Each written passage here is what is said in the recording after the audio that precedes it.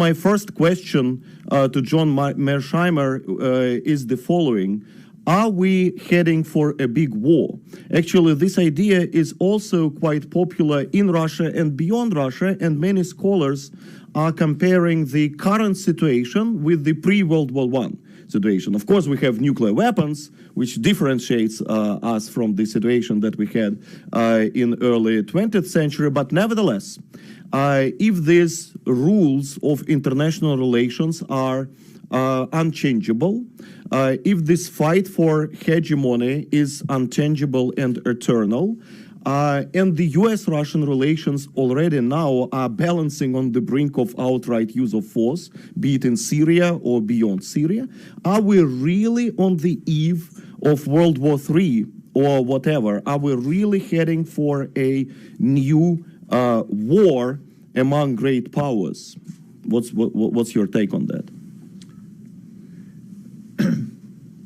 Well, first of all, because of the presence of nuclear weapons, it's virtually impossible to have a war that looks anything like either World War I or World War II. In both of those world wars, there was a decisive victory. Germany was decisively defeated in World War I and in World War II, and Japan was decisively defeated in World War II.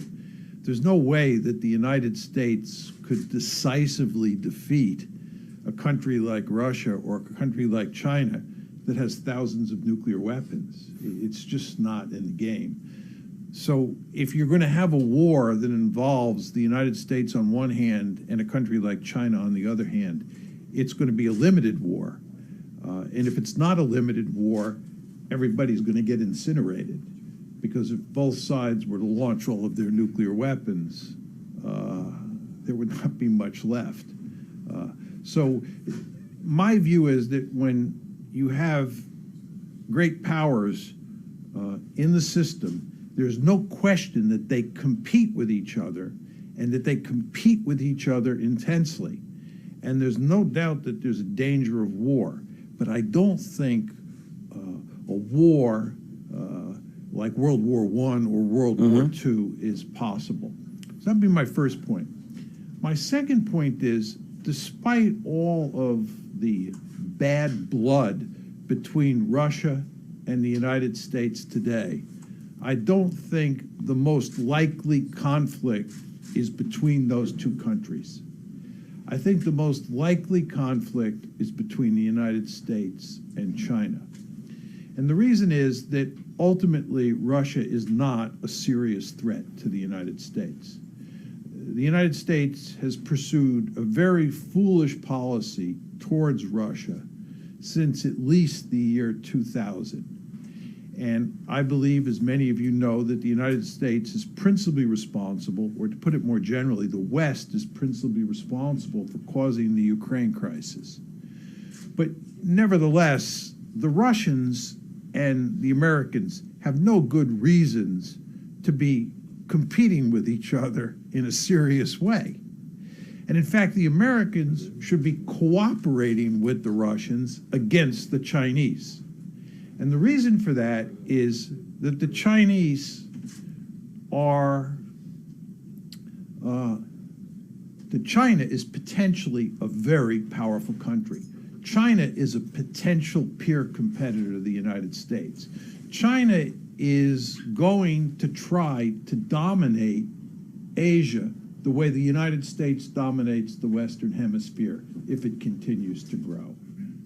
When Hillary Clinton said in 2011 that the United States was pivoting to Asia, what she was really saying is we're going to pivot to Asia and we're going to pivot away from Europe because Europe no longer matters that much to the United States and Asia does.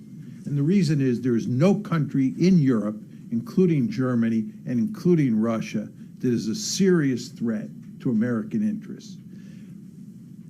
In contrast, there is a country in Asia that is a serious potential threat to the United States, and that's China.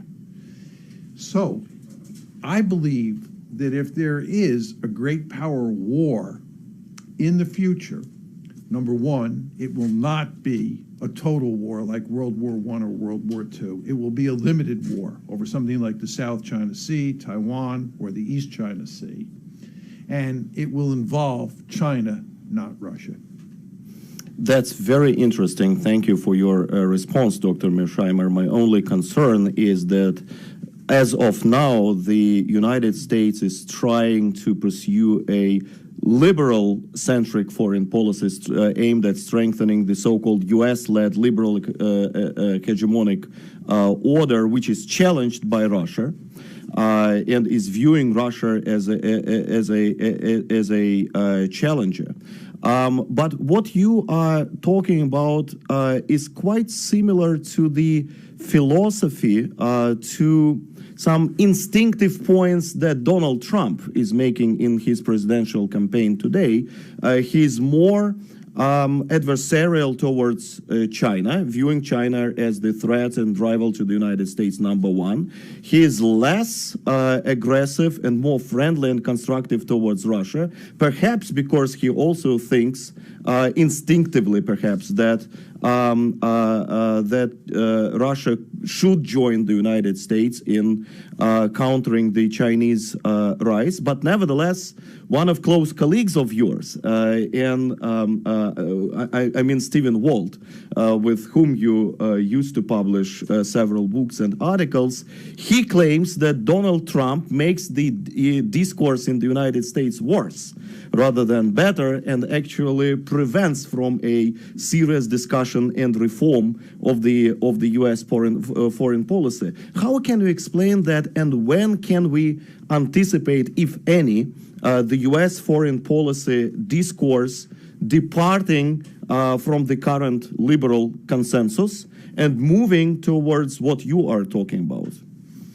Yeah, just to be clear here, if you think about what American foreign policy has been all about since the end of the Cold War, this goes back to 1989,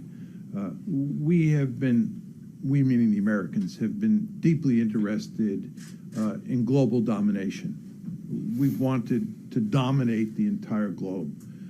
Almost everybody in the American foreign policy establishment believes that the United States is the indispensable nation, that it stands taller and it sees further than any other country on the planet. And if we can create a situation where the United States is in a position to basically run the world, that will be a much more peaceful world, a much more prosperous world, and in general, it'll be much better for everybody else. So the American foreign policy establishment, whether you're talking about Republicans or Democrats, is deeply committed to global domination. And this is actually a very liberal foreign policy. It's a very liberal way of thinking about the world, because what we want to do is we want to spread democracy, we want to spread capitalism, and we want to take these institutions that we built during the Cold War, and we want to spread these institutions all over the planet. Just think about what's happened in Europe in the run-up to the Ukraine crisis. What the West, here we're talking really about the United States, was trying to do was take these institutions like NATO and the European Union that had dominated Western Europe during the Cold War and move them eastward right up to the Russian border. That's what NATO expansion in 1999, NATO and EU expansion in 2004 were all about.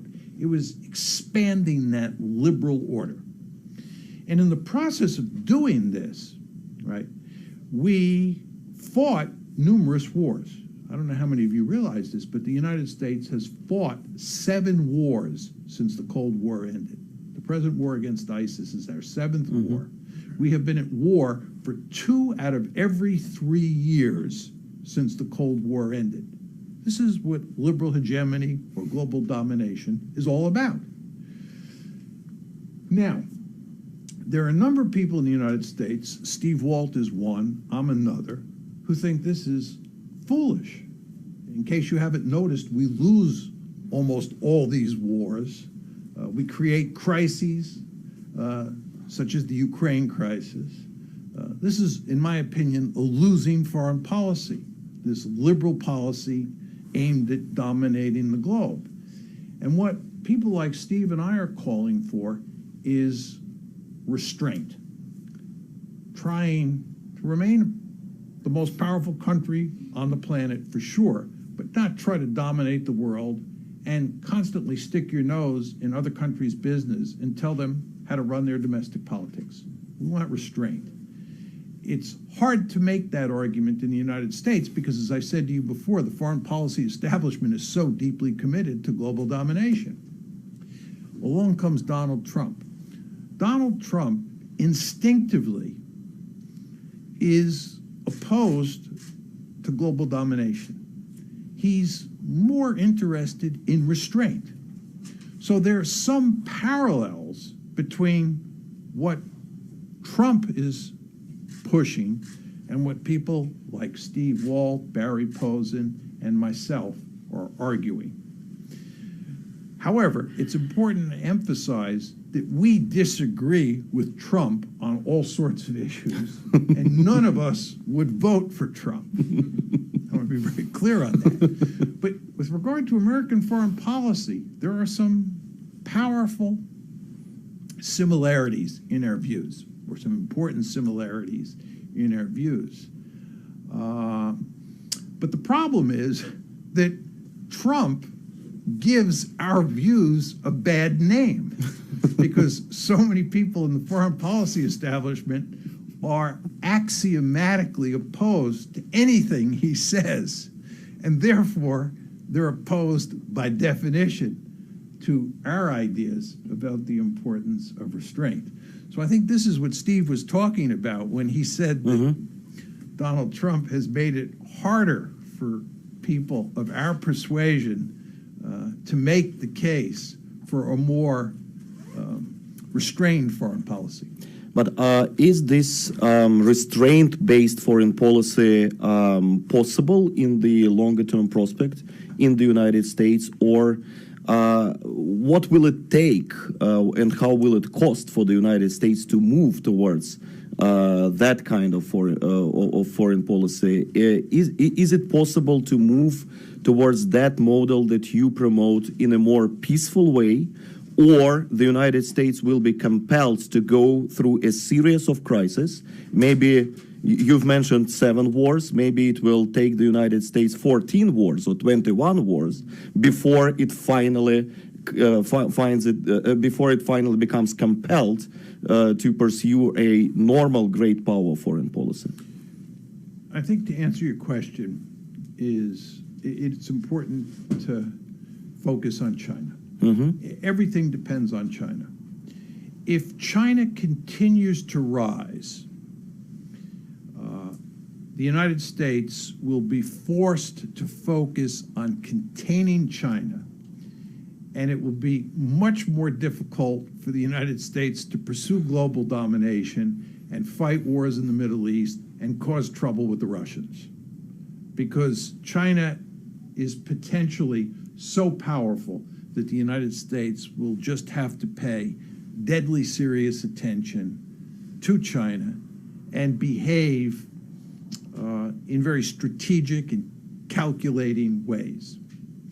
If, on the other hand, China does not continue to grow in an impressive way, let's say the Chinese economy flatlines or the Chinese economy actually begins to decline over time, then I believe the United States will be more powerful relative to all of the other countries on the planet in the year 2050 than it is now. And if the United States is more powerful relative to every other major country in the world in 2050 than it is today, it will continue to pursue global domination. And the main reason that the United States can pursue this foolish policy is that, number one, it's incredibly rich. Number two, it is an incredibly secure country. For geographical reasons, the United States is very safe. And number three, it's built a military force that allows it to intervene all around the world and not alienate the American public. If we had a draft, if the United States had a draft and they had to get kids off of the street and put them in the military to go fight these wars, which is what happened during the Vietnam War, we would not fight these wars. But we have a very small, all-volunteer military that represents a narrow slice of the society, and that military, for some reason, is willing to fight these wars year after year after year. And furthermore, the United States relies on drones and its Air Force. It relies on high technologies to fight these conflicts, which means that the average American is not paying a significant price for these conflicts. So for those different reasons, the United States will continue to pursue global domination if there's no China threat to deal with. If, on the other hand, there's a China threat, the United States will have a very different foreign policy. It will be focused on China, and it will pay much less attention to fighting wars in the Middle East and causing trouble in Eastern Europe. But this brings me back to the tragedy of great power politics, because if the United States is pursuing a China-centric foreign policy, it does not make the international system in general more safe and secure, because it will be the policy of containment. Yes, the U.S. will not pursue the classical liberal policy of global domination, but it will try to contain China. Basically, are you talking about a Cold War 2.0, but between the U.S. and China, and perhaps a global bipolarity? Actually, I think it is quite interesting that last year, the Valdai Club produced a report on a global bipolarity as an outlook for the balance of the 21st century, and it was arguing that the United States is consolidating its allies in Europe, in Asia, you know, TTP, TTIP, stronger NATO, Asian alliances of the US and the Pacific. At the same time, Russia and China are in an unprecedented partnership. There is a consolidation of Eurasia, and thus we have a parameters of this global, of this new version, of course different one, but still, bipolarity, US-centric pole and Eurasia-centric pole. Are we heading for that? What do you think about this? And are we really, are the only options really either US pursuit of global hegemony or this global bipolarity in this or that way? Is there no third way? Is there no, I would say, more benign and peaceful way to accommodate great power relationships in the 21st century? Well, first of all, I'd argue that we're not heading towards bipolarity because I believe that Russia is an independent great power. China is an independent great power, and the United States is an independent great power. And I believe, by the way, if Japan were to get nuclear weapons, it would be a great power as well, in my lexicon, right? So I believe we're entering a multipolar world, okay? Now, the second question that your comments raise has to do with the relations between Russia and China. I think what the United States and the West more generally has done is push the Russians into the arms of the Chinese. And I believe this is a foolish policy on the part of the United States. Given how powerful China is likely to be if it continues to grow economically, the United States has a vested interest in having Russia as an ally. And it certainly does not have a vested interest in driving the Russians into a close alliance with the Chinese, right? I do believe, however, that over time, relations between the Russians and the Americans will improve, relations between the Russians and the Chinese will deteriorate, and the Russians and the Americans will be part of a balancing coalition against China. Because I believe ultimately China will be a serious threat to Russia, and the Russians and the Americans will work together. But in the meantime, the situation, so from a Russian point of view, because of the Ukraine crisis. The final point you made is, you know, isn't there a third way? Is it necessary that China and the United States compete with each other and engage in a serious security competition where there's potential for war? And my answer is that's unavoidable. This is the tragedy of great power politics. The Chinese are going to try to dominate Asia the way the United States dominates the Western Hemisphere, because that's the best way to survive in the international system. And the United States, on the other hand, is going to go to great lengths to make sure that China doesn't dominate East Asia or Asia more generally. The Chinese believe that the South China Sea is basically a giant Chinese lake. The United States does not accept that for 1 second. The United States is basically protecting Taiwan. China believes that Taiwan should become part of the mainland. There are these islands in the East China Sea that the Japanese think belong to them and the Chinese think belong to them. The United States will side with the Chinese, with the Japanese against the Chinese.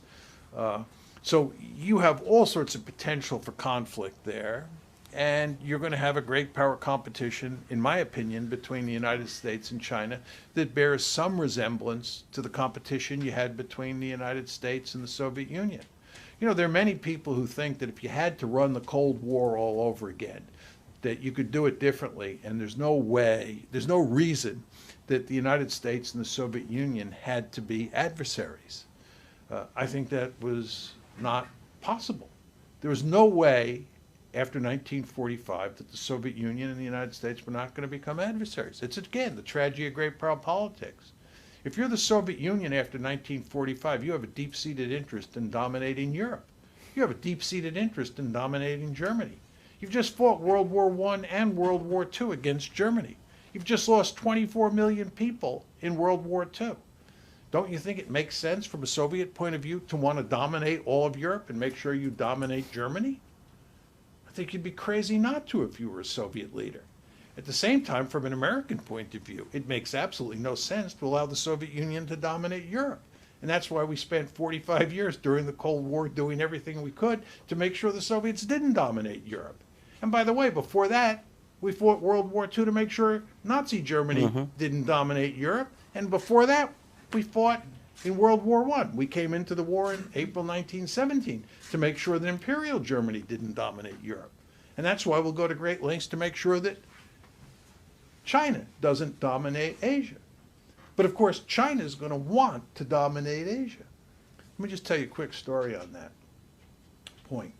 When I go to China, I occasionally say to my Chinese interlocutors, look, in the early 1980s, you decided to integrate China into the world capitalist system that was basically set up and run by the United States.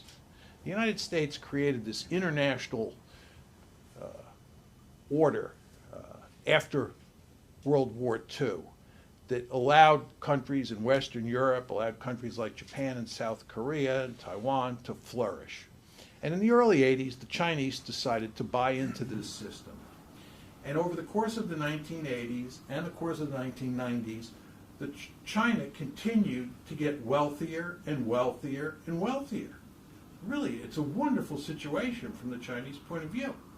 So I say to the Chinese this: why don't you just accept the fact that the United States runs the world, and let us continue to run the world, and just sit back and be a part of this international economic system that we've set up, and get richer and richer and richer.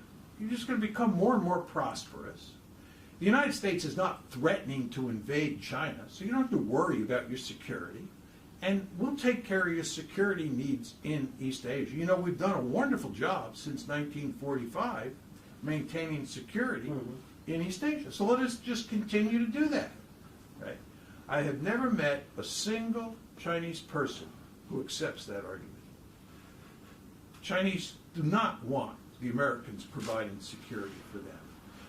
Chinese do not want the United States dominating the international institutions around the world. The Chinese believe those institutions need to be revised to take into account the rise of China. They believe that new institutions run by China have to be created. And they believe that pushing the United States military out of East Asia and allowing China to dominate East Asia the way we dominate the Western Hemisphere is what's necessary. So what you see is this inevitable competition between a rising China and an America that is a jealous God and will go to great lengths to make sure it doesn't get pushed out of East Asia.